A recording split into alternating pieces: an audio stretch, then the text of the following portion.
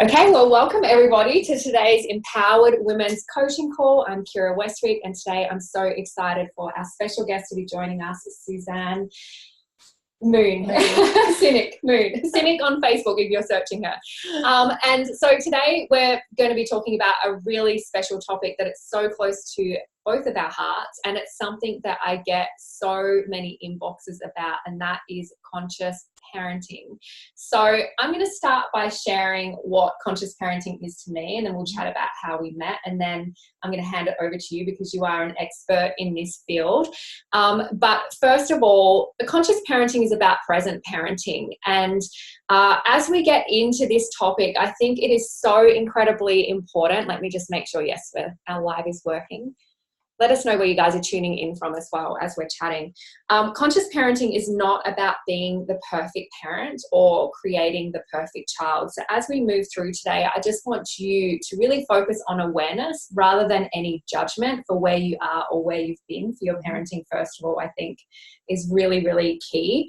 And it's really understanding that we're all trying our best with the resources that we have in the moment, and perhaps you'll get some more resources and tools and insights today that will help you with moving forward as well. And really it's just the purpose is to illuminate and open ourselves up to the possibility that it's actually our imperfections and our challenges that are our most valuable fuel for change. Absolutely. In the future as well. So you can be grateful for where you've been and the challenges that you've been through. It's not about producing the perfect child. It's about really understanding, and I truly can feel this in my own life. I feel like the children are raising me, they're parenting me. And it's letting go of our ego as the parent of how things ought to be, and allowing our children to really just grow into who they are meant to be. And I think that's a really big thing because when it comes to that old paradigm and belief system of parenting, it really puts the parent at, the top of the hierarchy, and that we're parenting from authority versus really just understanding that parenting is about the meeting of two equals. And that's been a huge lesson for me, and it's really transformed the way that I relate to my girls, but also the way that they relate to me. And it's understanding that you are mutual in that path of growth and awareness and awakening into your consciousness. And you really get to do that together, I think, when you're parenting presently. It's knowing that we are not raising a mini-me, but a being, and this is a quote by Dr. Shafali, who I love, but you are raising a being who is throbbing with its own signature, and it's being committed to the development of who they truly are. So we stop projecting our insecurities, our wounds, our pains, our desires onto our children. And I think our children often know better who they are than we know, because they come into this world whole. Yes, absolutely. And it's their experiences that kind of pull away from that. And, hence why for me, it's taken many years to find myself again. Mm-hmm. And I think our job as a parent, and especially because of the wounds and that I've had to heal, I've realized that my desire is to just create a condition for them to really just raise into their authenticity. Absolutely. And allow them to become who they were born to be. It is a focus on our awareness rather than the child's behaviour. So when and I think as mothers especially, because women are emotional beings, and I truly believe, and we've spoken a lot on previous calls about our emotional state, mm-hmm. and being responsible for that, because as mothers and as wives, our emotional state really sets the state and tone of the whole household. Absolutely. So we need to be aware and take responsibility. And I think women can be very guilty of a lot of internal chaos, and this actually projects on our children and affects them in many ways. So it's working on that. It's really conscious parenting is about working on our own crap so that we stop projecting it on everybody around us. And it's also knowing that, in each moment we can make or break our children. One single comment can either make their spirit soar, or yes. It can really, make them suffer. Yeah. So we want to improve ourselves for the benefit of our own children. I know all of the work I do is really for that, because I want my children to have the best possible chance at life. I want them to know who they are. I want them to be confident and understand their worth, and that they value and that they matter. And that's why I think it's so important that we don't wing this stuff, that you guys really do put the time and thought and consciousness and presence into parenting at the best of your ability. So how I met Suzanne is through a mutual friend, and you guys know that a year ago I went through a separation with Adam, the father of my children, and he is an incredible father. I couldn't have asked for a better father, and I certainly try to be the best mother that I can be. So we have two very conscious, present parents in this dynamic. But I think children see the world through the eyes of obviously a child, with the perception of the experiences they have at that time and the understanding capacity that they have. And so what I was very conscious of, that although they have two parents that are doing the best job to ensure there's minimal impact on them emotionally with the separation, of course there is going to be an impact. And so what I really wanted was, first of all, to have a space where my girls could speak and share their feelings and emotions without fear of upsetting either of us, so to give them that space where neither of us was present. But also just to have that expert being able to look in where there's no emotional, involvement and connection, and just to give me some extra tools and resources and insight on how I can just minimize that impact and make sure that we don't create unhealthy patterns throughout their life because of this very significant event, which many people can resonate with as well. So perhaps you could start by sharing, first of all, who you are, what you do, and then share with us what conscious parenting is to you. And if you guys have questions as we go, please pop them in the chat. Hi everyone, my name is Suzanne Moon, but you will find me on Facebook under Suzanne Cynic, in brackets Moonbeams. I have a bachelor degree in counselling and families, and I'm predominantly a therapist with families, and what we call that, the correct term is perinatal counselling. And what that is counselling families from when they have had their baby or they're pregnant, or they want to be pregnant, until that child is 18. So that's a really broad space. Yeah, wow.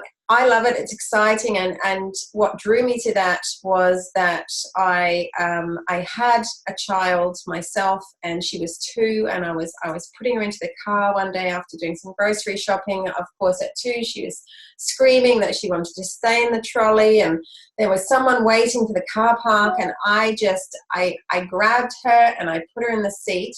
And I put my knee in her stomach and I kind of wrangled the straps on, and she was screaming, and I just thought there has to be a better way. Every mum right now is just, and it's probably mums on here right now going, that was me this morning. So I wanted to create a space where I could work with families around that. I wanted to touch in with that, because I think there's, in my friends, in my family, and people I speak to, this is a really common occurrence where we just get overwhelmed and don't know what to do, and we don't have the skills. Having said that, I researched everything about getting pregnant, everything about being pregnant, everything about every type of birth and birth trauma, everything to do with the first 6 months and then the 6 months after that. But kind of after they got to about 1, I was really loose in my parenting. Winging it. And I was winging it on what happened to me as a child, what my mother did, what my husband's mother did, what we'd seen around us. And times have changed. And smacking with wooden spoons, actually, when I started parenting 17 years ago, smacking with a wooden spoon was still a really common occurrence. So I researched and I found Elizabeth Pantley, and she writes the No Cry Sleep Solution, and then she also went on to write a lot of other No Cry solution books, which I loved. Of course, I was ploughing through everything around what is conscious parenting. So to me, it's about connection. It's about my emotional connection with that being. So of course, when you have a newborn baby, you bring it home and you're looking at it, you look at this infant and think, I love this child more than anything in the world. If someone walked into my house right now and said, I have to chop your arm off if you want to keep that infant safe, you would just go do it. Yeah. So what happens after you've had that infant, that love, where you would do anything? So suddenly you have a 5-year-old having a tantrum because they're not putting their pajamas away. That connection you had at that infancy is not there. Mm-hmm. So conscious parenting to me is around the connection between me and my heart with that individual child.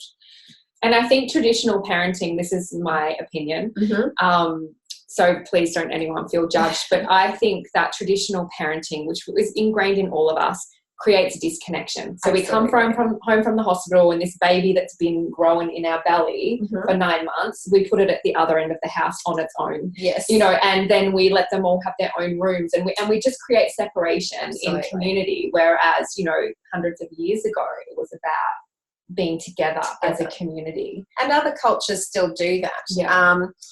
And what I find exciting is that using terminology differently. So I would have people say to me, oh, you know, she's having a tantrum. Oh, what's the punishment going to be? Yeah. Well, we don't punish. We don't use discipline. We don't punish. Those are words that really aren't in there. We look at, if this child is having a meltdown, there's a reason. Yeah. There's something there. There's some disconnect. And sometimes that disconnect can be from something yesterday. It could be that you're some things that I see a lot of are being on your phone. And I know we have to for work, but literally setting a time and going, I will be on my phone from 8 o'clock tonight after they're in bed until whenever. But equally putting it down and putting it away and turning off vibration and turning off sound. So you don't even know it's buzzing. You don't even know there's a message. And communicating with them too, because my girls are very aware that there's times where mummy is not present. Absolutely. There's a lot of times where I'm not present, but they know that this is work, and they have ponies and all these amazing things, and I just have to be mindful of communicating with them. Mummy has to work right now, but this is the time I'm going to be present with you, and then following through with what you say. Absolutely following through.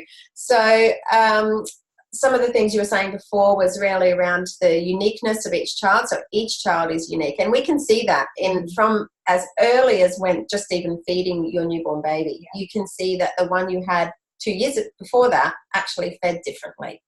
They attach differently, they grow differently, they feed differently, they sleep differently. So why would we expect that the rules that we apply to one will apply to the other? So there's something about flexibility there.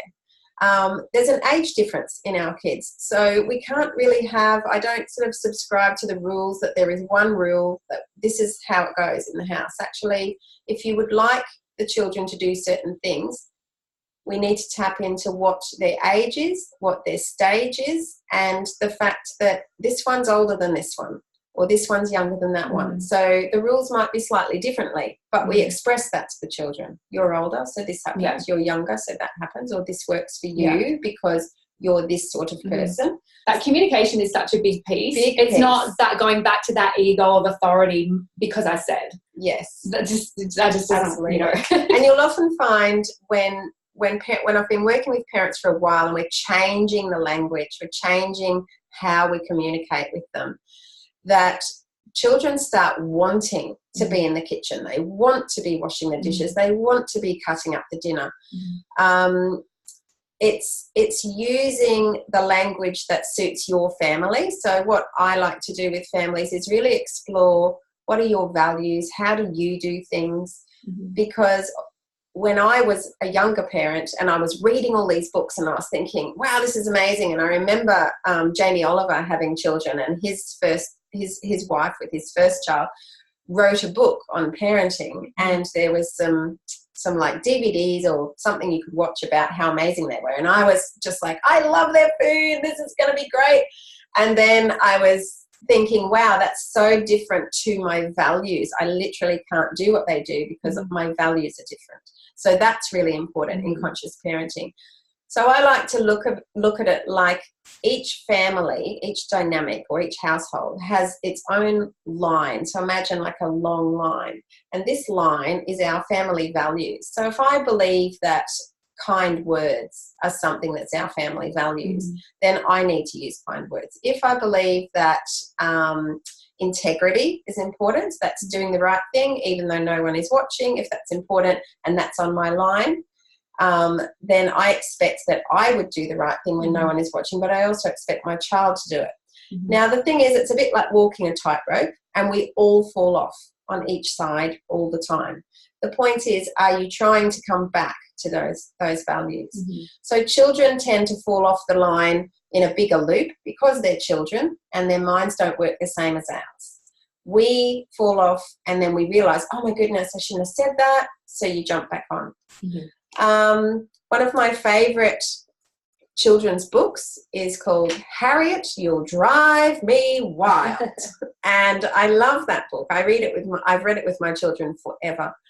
But one of the sentences within it over this child, Harriet, who does a lot of things that are unintentionally very annoying for her mother. The mother eventually loses it and she screams. And in the book it says she yelled and she yelled and she yelled. And then she says to Harriet, I'm sorry I yelled and I wish I hadn't. So it's about our values are using kind words. So to come back on the line, the mother said, I'm sorry I yelled, I wish I hadn't. And she came back. And if we could model that to our children 1,000,000 times over, that we are parenting alongside them, we're all growing together. This is not power and control. This is not, I'm the grown-up, you get locked under the stairs. Because there is this one belief that because you're the parent, even if you were wrong, you just maintain that you were right. And this is one of the biggest tips I always offer with conscious parenting, is because I believe, because I know I'm by no means the perfect parent. And there are times when I lose it and I am regretful after, and I want connection with my children. And I think in order to rebalance, it is so incredibly important to say sorry when you were wrong, because not only does that help your children develop humility because you're modeling it, but more, I guess it's a selfish kind of a selfish goal, but it's hoping that they will have more compassion and see that I'm not perfect, and therefore later in life when they think mummy used to lose her shit, they're going to have some compassion for it, right? Because I've been able to say sorry and acknowledge that, it wasn't nervous. I have actually I have teenagers now. That is a dangerous zone. That requires a lot of self-control. And sometimes they have said to me, Mummy, you are a psychopath. And that's the real deal. But that's because when you are consciously parenting, it's those things like, okay, we need to talk about this. What is appropriate? Drugs, alcohol, boys, going out with friends at night. You're 14. What's kind of the rules? What are our values? And it doesn't matter what everybody else's family is doing. What is our family doing? And how can we connect? And I want them to have freedom to choose their path, but there has to be safety rules. So, yes, it might not be, I might not be the cool mom, but I think that when that connection is there, it is certainly working in my favour as we're in that teenage space. Because they have respect for you. They respect me, and they will say, oh, Mummy, you'd never guess. So one of the things we've always had is co-sleeping. That's a big thing that a lot of people don't want to do. I had a bit of an opportunity to speak with someone who'd done an amazing study on the brains of children as they develop with this connection. And one of the things that came out of it was children feel connected to their parents when they can be in the parents' space, facing in the same direction. So that would be driving your car with your teenager or your child in the front seat, or it might be, and most commonly in most households because we're really busy, I'm in bed reading my book and you're turning up and climbing in next to me and just saying, oh, Mummy, when I was at such and such a house the other day, I was offered drugs. So with that comes the opportunity to have a conversation. Does that make sense? So going back to the connection, some things that I have found have hindered connection is other people telling us how to parent, books and articles and people just really reiterating that adults are powerful and children are not. So that would be, I am a grown-up, you are a child. That would be spanking, that would be big amounts of time out used as a punishment or a form of discipline instead of actually having some space and some time to think about what's been happening. And giving them that in a loving way as opposed to punishment. So, or restrictive practices. Restrictive practice is something like your child is screaming and having a tantrum and you're holding them really tight to try and make it stop. And none of us would like that. And I think that's where you need to really consider what is it that we would like? If I would say, if I could say one of my children has reparented me the most, and I have amazing parents, by the way, so it's no reflection on that, but I never felt heard. And that wasn't just parents, it was a lot of reasons why. And my youngest, I can see, has that same trait of needing to be heard. Yes. And it's like I'm reparenting myself through seeing myself in her. Absolutely. And it's remembering what didn't work for me and what didn't feel good for me.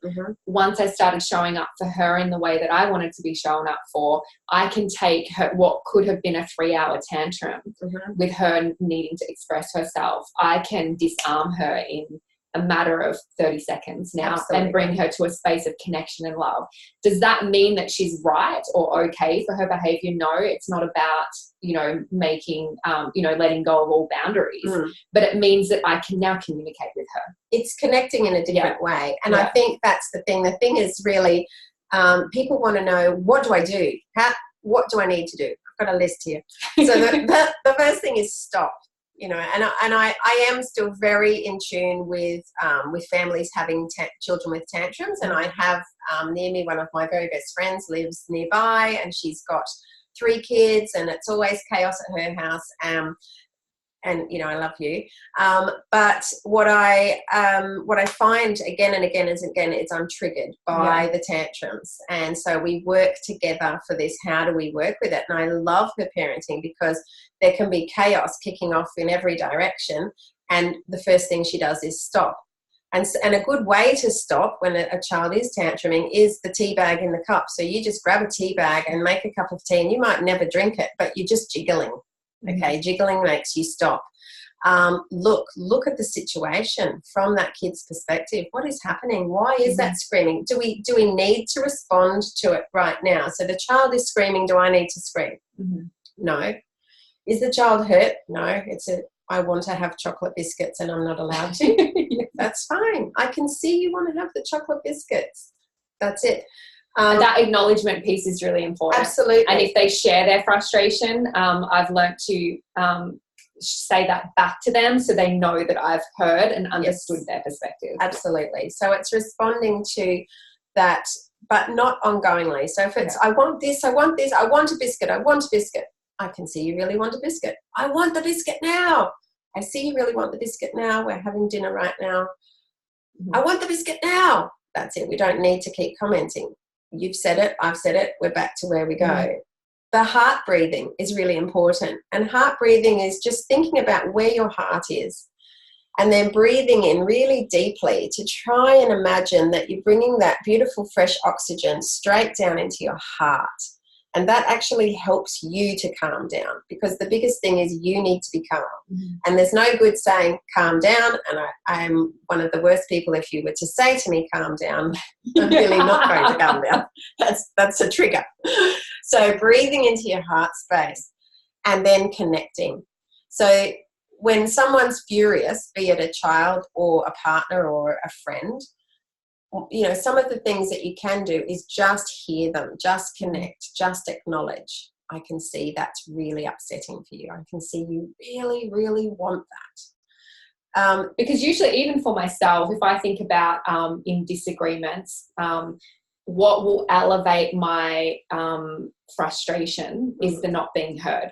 And you've got to understand that hearing someone doesn't make them right. Absolutely. And that part of it, I think, is so crucial, because it does just disarm the chaos really quickly and creates connection.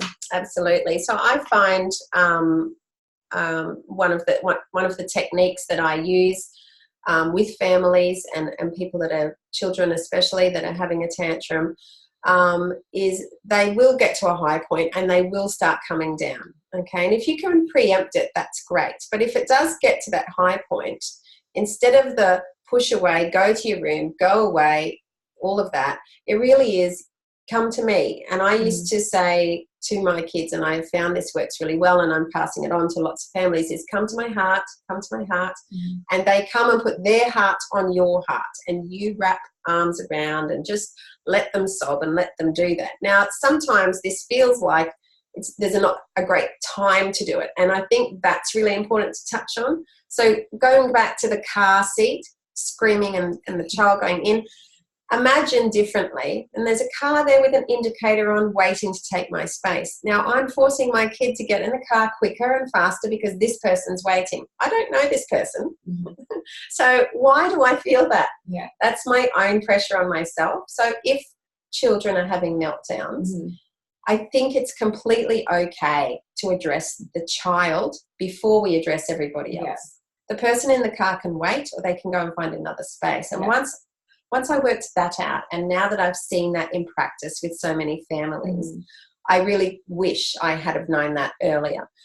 You could be in the supermarket and the child is screaming about chocolate, and we see this a lot where people are walking along with children on their legs, dragging them across the floor.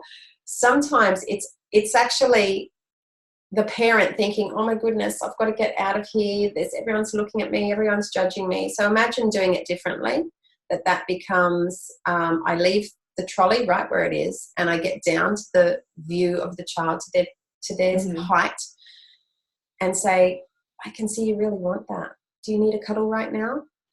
They come and have a cuddle. If they don't, and I actually recently, and I don't know if anybody saw me at Robina Shops recently with my very good friend's 4-year-old who was having a screaming tantrum right in the middle.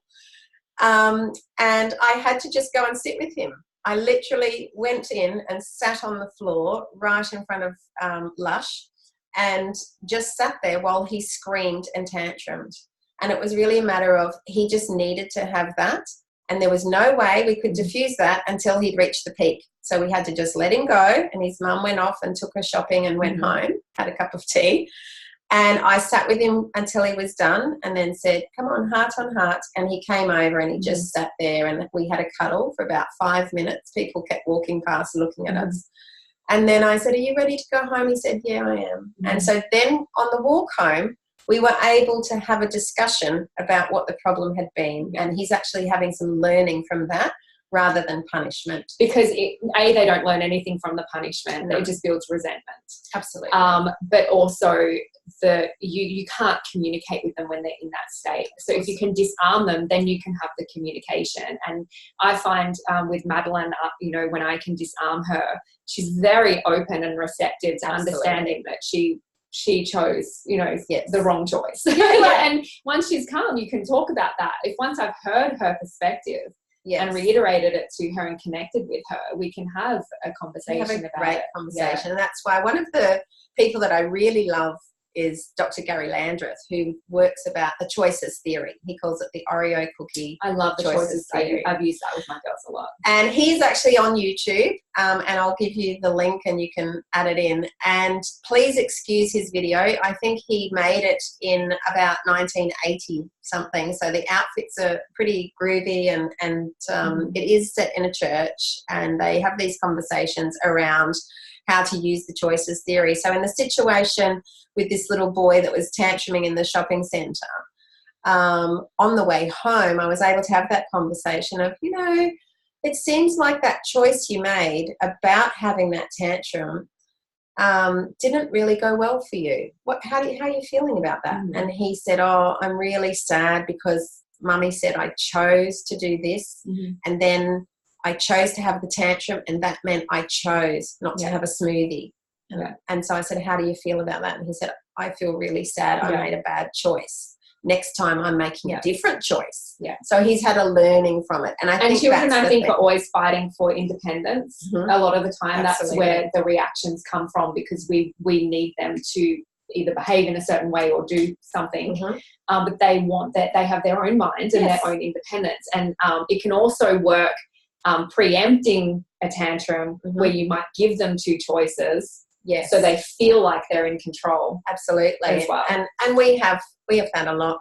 Recently I sent my child to school. She's 8 and she's very independent and clear thinking and knows what she wants to do. And she had a choice to make herself her lunch, which we have healthy options for lunch. So you can make yourself some lunch and take it with you, and you can choose to have a yummy lunchtime, and you can choose to feel energized for the afternoon and ready for an afternoon of fun, or you can choose not to make your lunch, and then you choose to have whatever school gives you for lunch. So she thought she would take that chance, and she left behind her beautiful lunch, and school rang and said, we've got some lunch we'd like to give her, and I said, yes, you can give her some lunch. And they gave her lunch, and she came home, and I said, oh, darling, how was your day? How was your lunch today? Because you didn't take your home lunch. You wanted your school lunch. What was that like? And she said, oh, I don't think I'm going to choose that again. It was a cheese and lettuce and Vegemite sandwich on awful bread with an apple, but had bruises all over it. And I said, oh, because remember, we go to the market and get all those lovely fruit and veggies, and you left all of that at home and you had that. Wow. Okay. Yeah. So having the choice and learning from the choice is really important. Yeah. Yeah. One of the things I do now that my girls are a little bit older is I use silliness to break their state. Absolutely. So whether I mimic, and not in a mean way, because they always laugh, but if they're doing something ridiculous in public, I will just do it, and they'll see how ridiculous it is. Yeah. And it will break their state, and they'll laugh. And again, if I was triggered and allowed my inner emotional state to be triggered and met fire with fire, we could have an hour-long tantrum. Absolutely. But instead of my ego playing out, like, I want to be right, you can't behave like this, I just meet them with silliness, and it just diffuses it instantly. And I think that's really important too, because we have a lot of that silliness when they're babies. Yeah. How many times do kitchy, booty, booty, boo? We do all of that, and then we lose it. What's that about? Yeah. So in our family, and I often encourage people to have an imaginary friend. In our family, we have an imaginary friend, and his name is Ratty. And Ratty is, the kids created Ratty and what he looks like, and he's been with our family for a really long time, and he's always naughty and gets into mischief and all of that sort of stuff, but he has a particular tone of voice. And so if we're out and something is, kicking off a bit, we can be goofy, and I might say to the kids, like, oh my, I'm very tired. And they know that's Ratty. So they instantly get into that, hey, what's he doing? What's happening? And we've actually got a rat, like a toy rat that we bought, and we've taken it. I take it places and stick at things and take photos of him doing funny things. And that's a really good way to break into the distress that they might come up with. It's something. Let's pretend it's at swimming. I've got to go to school swimming lessons, don't really like it, don't want to go. So there might be a photo of Ratty who's at the Olympic pool, at the local Olympic pool, with some goggles on and swimming, and just a message to my child saying, oh, I'm here and I'm swimming and I can't wait to see you, that sort of thing. So there's all the imagination that you can put into your parenting, and it doesn't stop just because they turn 1 or 2. It's ongoing. There is honesty. Honesty is a big one that needs to be in there, and realness. And I don't know if realness is a word, but I call it realness. Yeah. It is, if I'm sad, and sometimes things do make me sad, it's okay to be sad. Yeah. It's okay to cry. It's okay for me to cry. For a long time as a parent, as a young parent, I was so busy keeping everything neat and tidy and in this box, which was causing stress and flatlined all of my emotions. Yeah. So just as I wasn't feeling extreme sadness, I also wasn't feeling great joy. So what we need to show the children is we can have great joy. We can have so much joy. But there are times where there's some really tough stuff. And that's important, because I feel like we're living in a world now, and I mean, this is a whole nother topic, but for many reasons, we're being taught that sadness isn't okay. And if you're sad, you probably need to be medicated. But actually sadness, because someone died, or you have a separation and you're having a year of stress, these are normal human emotions. Absolutely. And so it's important that we display the normalcy of it to our kids. And even like, let's just keep it even more real. There are times where I say to my girls, oh, mummy just has her cycle. That's why she's a little bit more grumpy. Like, and I make a joke out of it, you know, because I don't want them to fear it. But I want to be real with them and be humble about, oh, mummy's been a little bit more cranky. I'm sorry, you know, and just. But that's okay, and that's good. And as I said, I've actually got 3 girls, so as they're growing and we are going into cycles, we charts things, we chart it, we learn about it. How does making that affect even normal? I always just felt so embarrassed about the whole thing. It was such an ordeal, and I just don't want that to be the experience with my girls. Yeah, and I think some of the things that you know, that having older girls and then having a younger one is always a bit of a funny thing as well. We actually sent, and this is, you know, don't have rice at my house. I sent my 8-year-old to go and get the rice cooker out and put the rice on for our dinner. And she was doing all of that. And I said, wow, you know, you've measured that out so well. And the measuring cups are in the dishwasher, so I don't even know what you used. And she said, I found this one. And I said, where'd you find that one? She said, it was just in the bathroom, but I thought it was a good size. I was like, that's my menstrual cup, honey. So my big girls were refused for some reason to eat rice. That's amazing. But it's those sorts of things that you could get really distressed about, but if you have a joke about it, make it funny, it's something that we can all learn from. And I think keeping things light and laughing at yourself. There are many times that things have happened where I could have really lost it. Does it matter if there's milk all over the floor? Does it matter? That's a big one that I've learned. It's like, you know, I used to get so reactive, and part of my conditioning as well, I think, if something got knocked over or, you know, but I mean, it's human to make those mistakes. And I really have this inner I can feel myself wanting to react, but I have so much more self-control over it and just being, that's okay, honey, let's just clean it up, you know, and not being so strict about everything having to be perfect. And my family have been a bit mortified for a while, but they've kind of all come on board now. But when my kids were very young, I said I would never use plastic. We're not having any plastic in the house. So from a very young age, they've had glass and Royal Dalton tea sets and things like that. And I think there have been many breakages, don't get me wrong, but breakages have been good because breakages are a learning point. Oh, I can't do that because that breaks. Or, wow, glass really goes everywhere. And I think for my children, that's been fantastic. It's been really good for me to learn to just calm down and back off. We don't have to have everything perfect. I really try with my kids to keep our home real. We live in an area where a lot of kids are coming and going. The house is always noisy. It's full of animals. And I think for me, it's been a matter of just step back and breathe into my heart space and let the children make muffins in the kitchen.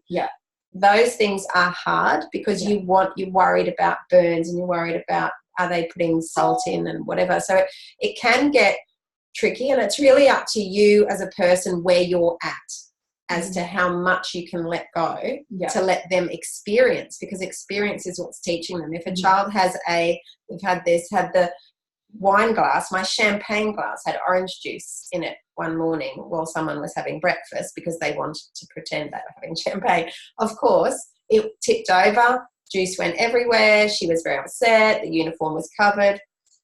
That was fine, but from that experience, there's been different learning curves.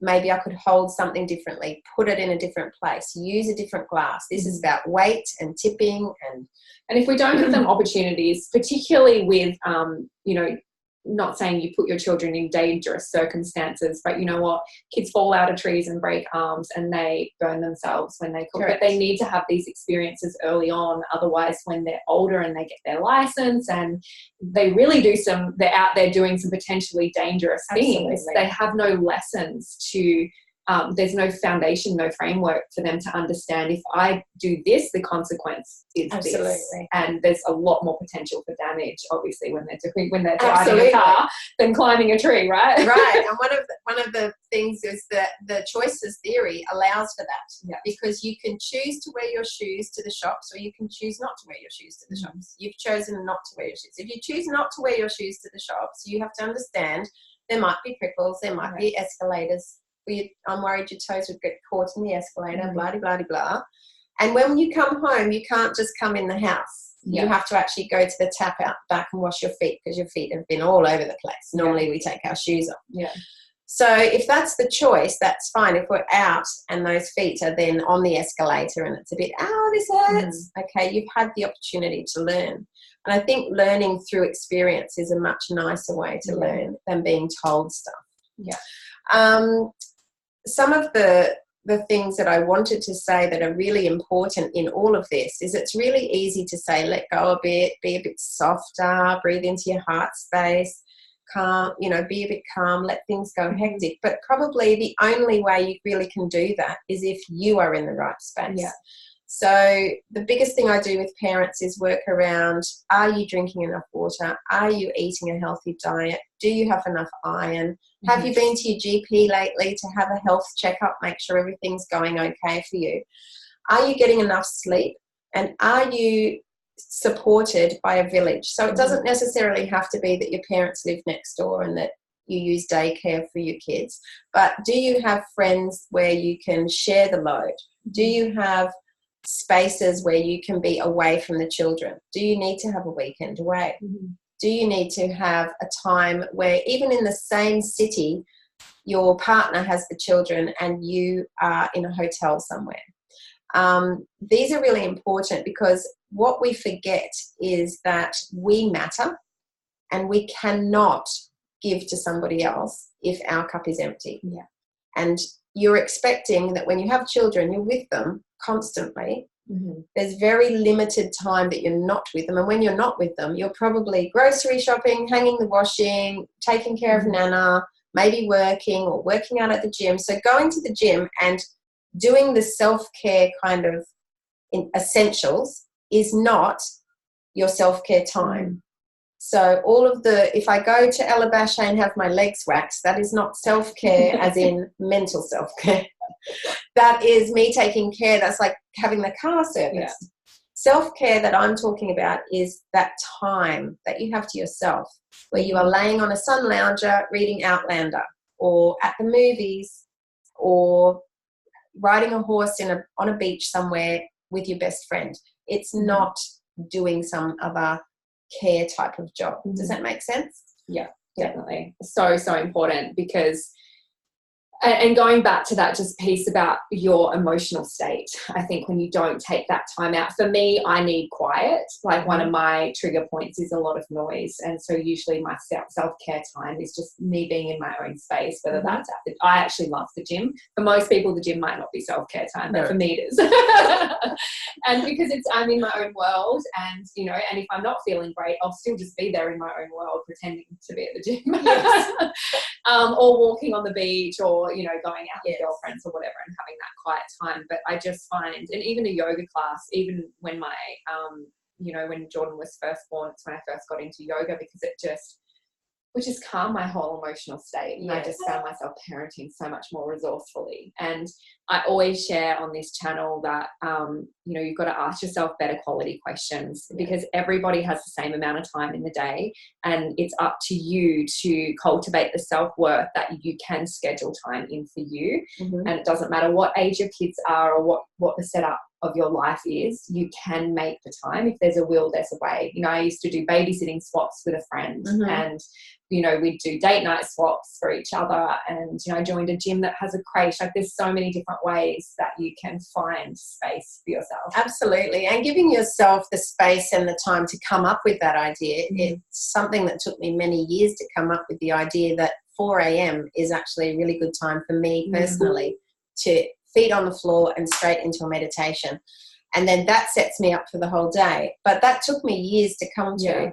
And I think you just have to find the right fit for you. Yeah. Until I had that 4 a.m. meditation, this is me, I wasn't in that space. I was in a different space. So I used to have a group of friends there was 4 of us in the group, and each Friday one of us would have the children, everybody's children, for 2.5 hours.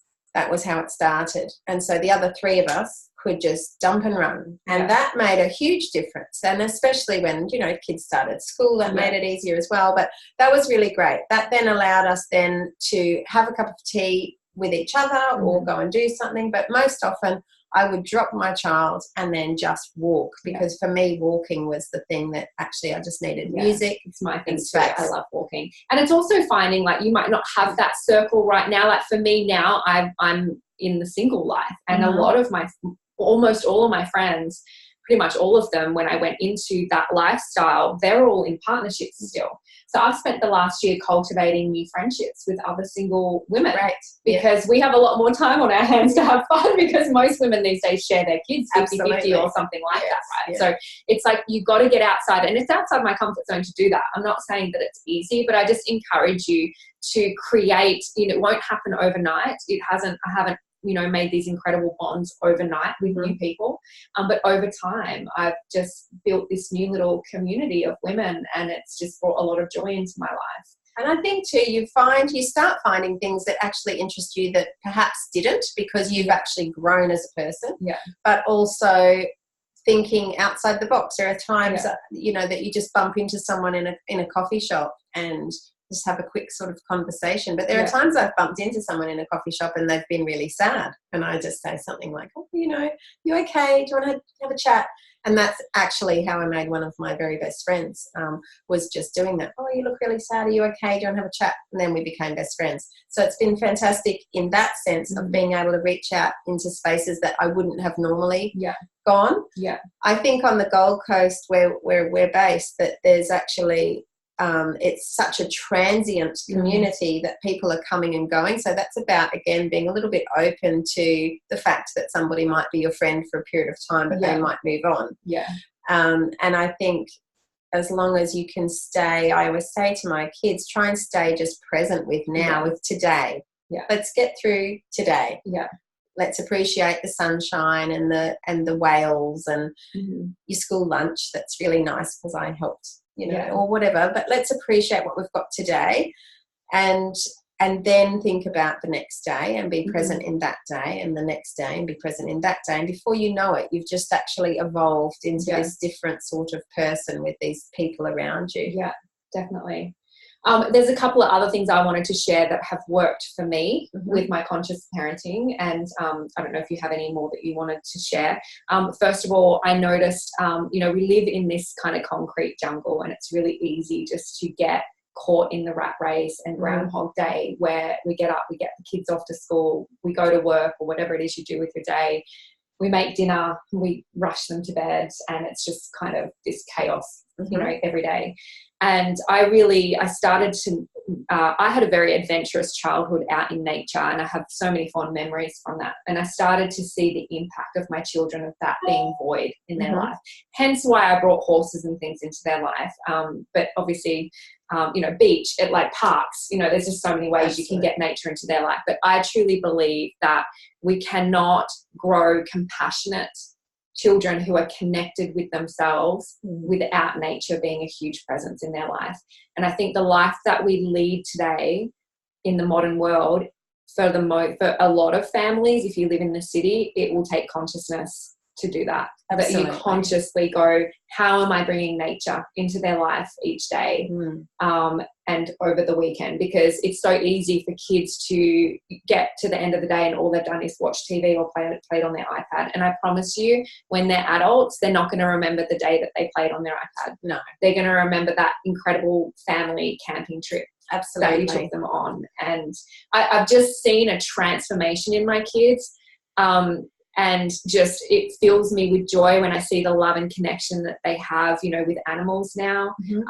And, you know, the cats and the dogs. And like we went from this family that was never going to own a pet because we're too busy to a freaking farm, basically. Now that Adam and I separated, the pets are spread out. But it just like, but it just, when you see the joy that it brings to their lives and the transformation. And when my children play on their iPad, and there are times where I do allow it because I need space to do something and I need them to just, you know. And also we live in a world that's going that way. I think they need to know how to use a computer, obviously.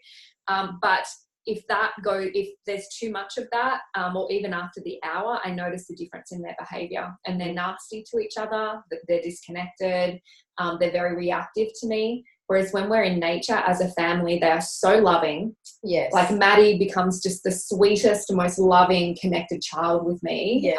And I find it affects her the most. But it's just, the transformation is unbelievable. And then the other thing that has been foundational in my conscious parenting is because I run a business and now I'm an independent mum, and most people are busy, right?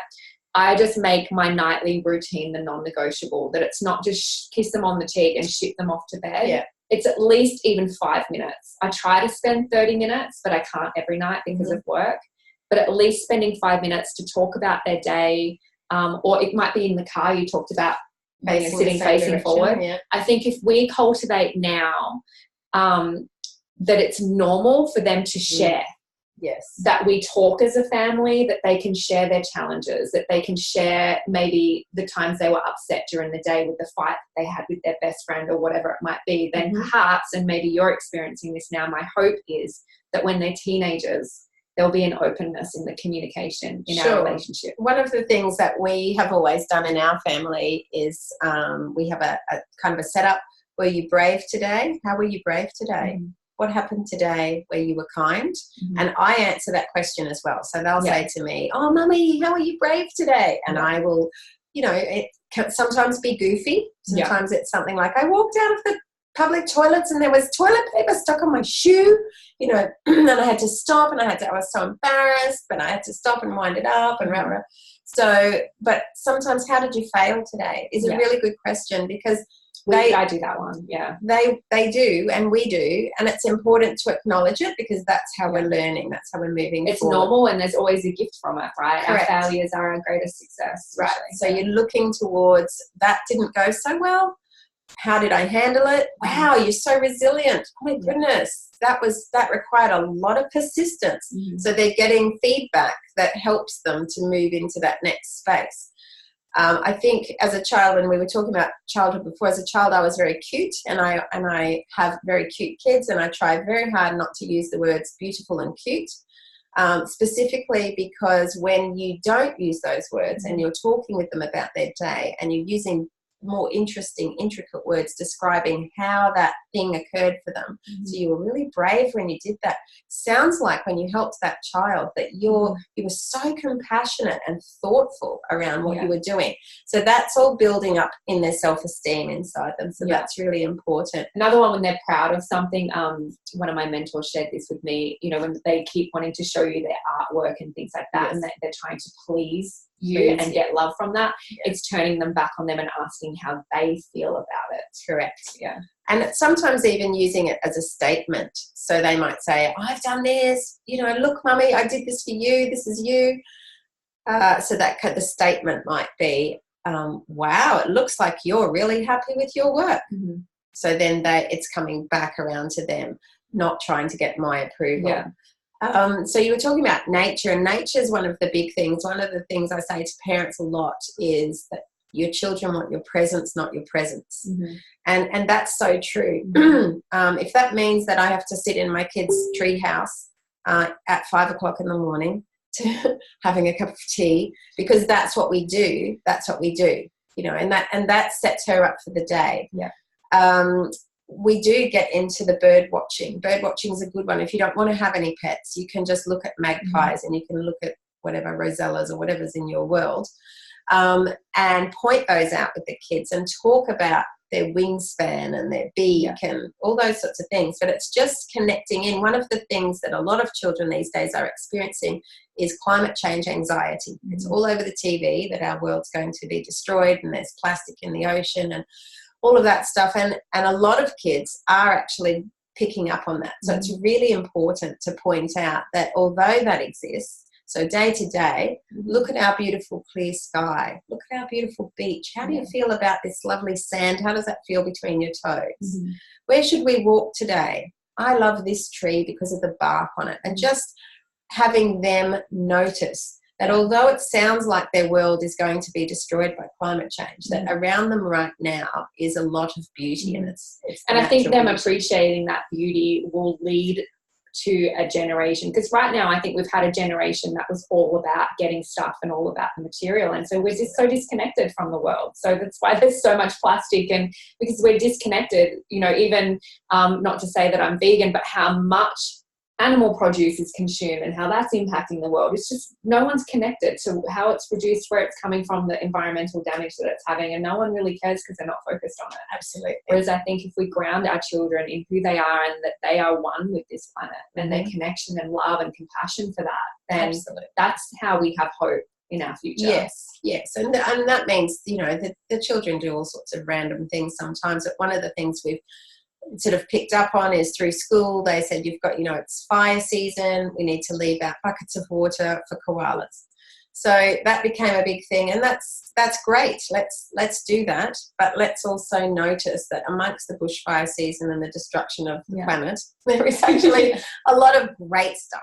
And having your feet in the dirt and digging your hands in the soil and digging for witchetty grubs and worms. I love seeing my girls, and this was something I had to really release because you know, I kind of grew up, you know, needing to look perfect and all of that, and I was very conscious to not always, you know, make sure my girls were dressed perfectly or hair perfect, and I had to resist the urge sometimes because it's very ingrained in me.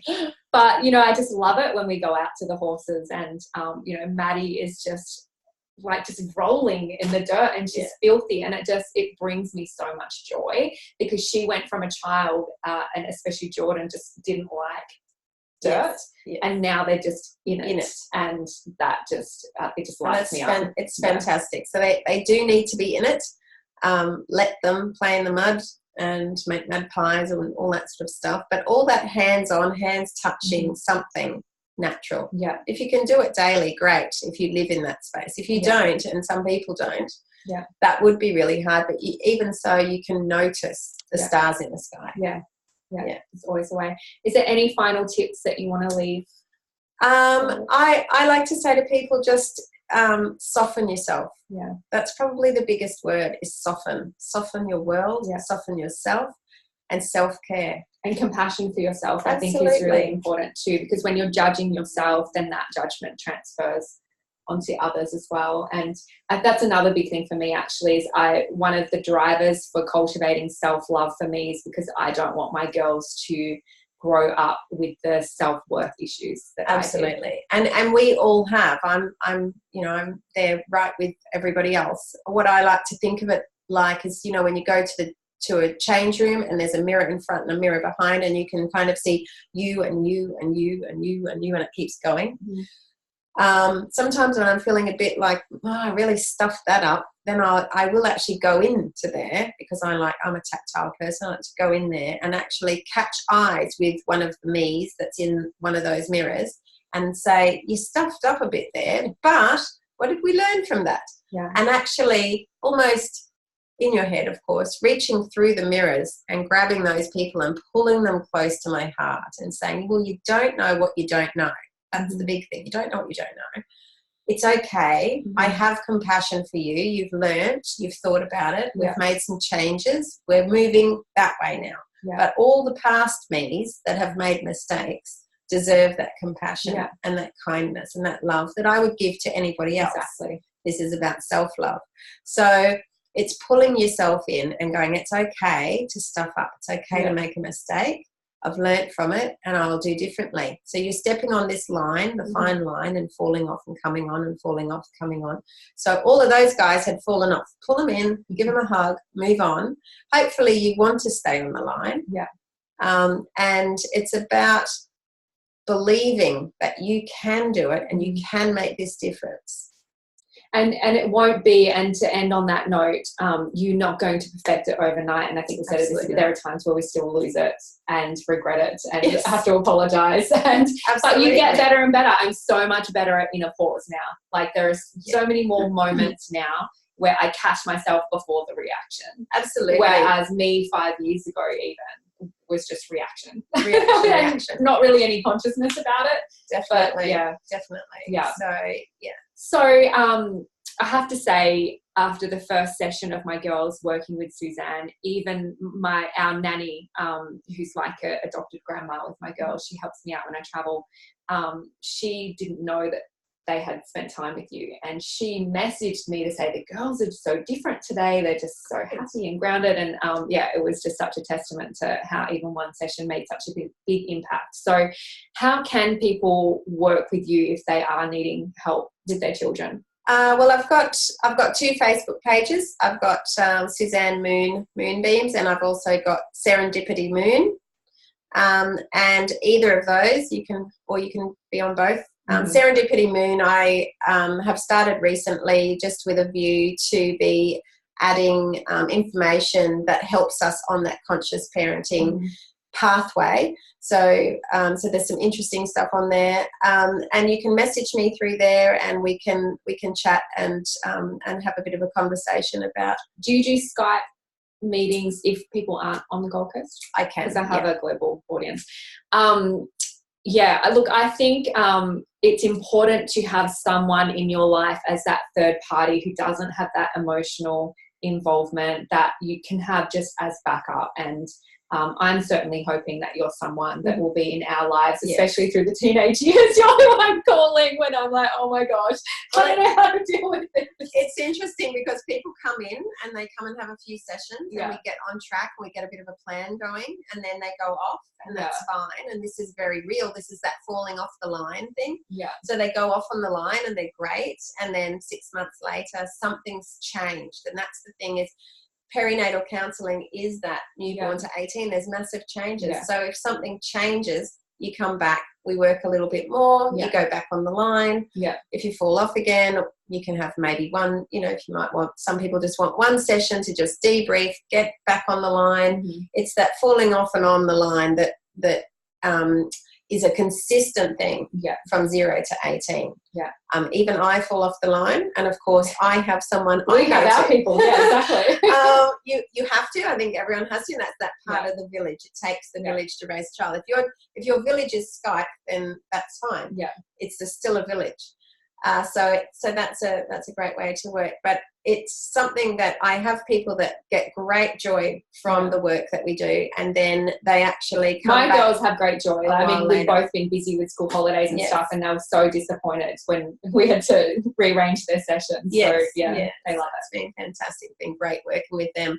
So so it's that type of thing where you do come and go. A little bit like you might with any other specialist, really, where you have your skin cancer checkup every however often. Then sometimes people do just come back in and have a checkup. So it's great. Amazing.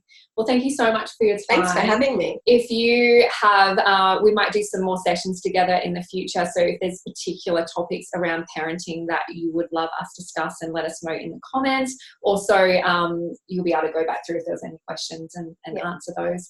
But thank you. Please, if you enjoyed this, please share it on your social media and make sure that you tag Suzanne. Her work is absolutely amazing. Thank you so much for sharing with us. Thank you for coming on by and doing this with us. Absolutely welcome. Thanks so much for having me. Have an awesome day, everyone. Bye.